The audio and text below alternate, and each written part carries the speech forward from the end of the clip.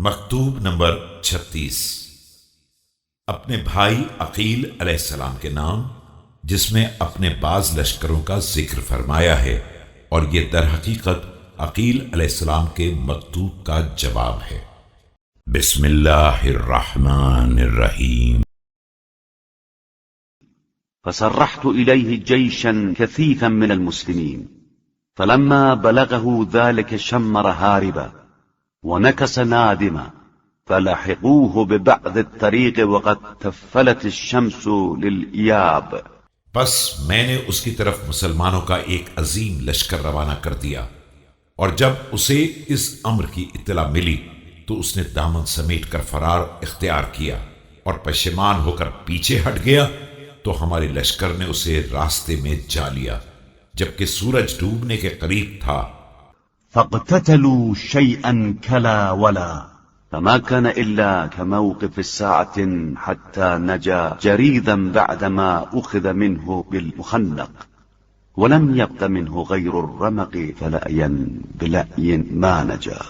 نتیجہ یہ ہوا کہ دونوں میں ایک مختصر جھڑپ ہوئی اور ایک ساتھ نہ گزرنے پائی تھی کہ اس نے بھاگ کر نجات حاصل کر لی، جبکہ اسے گلے سے پکڑا جا چکا تھا اور چند سانسوں کے علاوہ کچھ باقی نہ رہ گیا تھا۔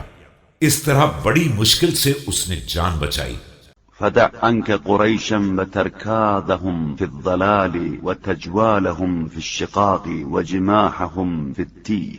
لہذا اب قریش اور گمراہی میں ان کی تیز رفتاری اور تفریقے میں ان کی گردش اور ضلالت میں ان کی منہ زوری کا ذکر چھوڑ دو۔ فإنهم قد أجمعوا على حربي كإجماعهم على حرب رسول الله صلى الله عليه وآله قبلي فجزت قريشا عني الجواز فقد قطعوا رحمي۔ ان لوگوں نے مجھ سے جنگ پر ویسے ہی اتفاق کر لیا ہے جس طرح رسول اکرم صلی اللہ علیہ وآلہ وسلم سے جنگ پر اتفاق کیا تھا۔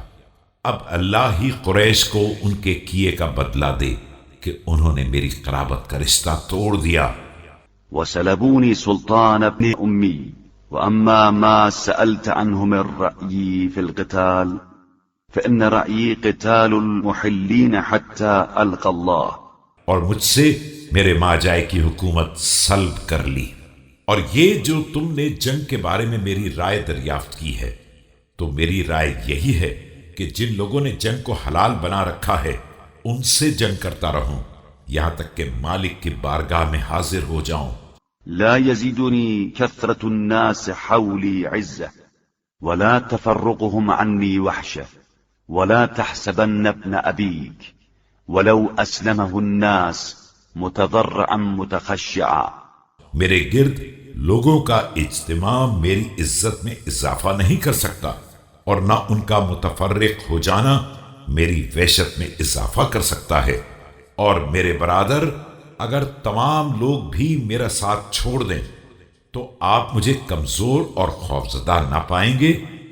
ولا مقرا للضيم واهنا ولا سلس الزمام للقائد ولا وتيء الظهر للراكب المقتعد ولكنه كما قال أخو بني سليم۔ اور نہ ظلم کا اقرار کرنے والا، کمزور اور کسی قائد کے ہاتھ میں آسانی سے زمام پکڑا دینے والا، اور کسی سوار کے لیے سواری کی سہولت دینے والا پائیں گے، بلکہ میری وہی صورتحال ہوگی جس کے بارے میں قبیلہ بنی سلیم والے نے کہا ہے۔ فإن تسأليني كيف أنت فإنني صبور على ريب الزمان صليب يعز علي أن ترى بي كآبة فيشمت عاد أو يساء حبيب۔ اگر تو میری حالت کے بارے میں دریافت کر رہی ہے تو سمجھ لے کہ میں زمانے کی مشکلات میں صبر کرنے والا اور مستحکم ارادے والا ہوں۔ میرے لیے ناقابل برداشت ہے کہ مجھے پریشان حال دیکھا جائے اور دشمن تانے دے، یا دوست اس صورتحال سے رنجیدہ ہو جائے۔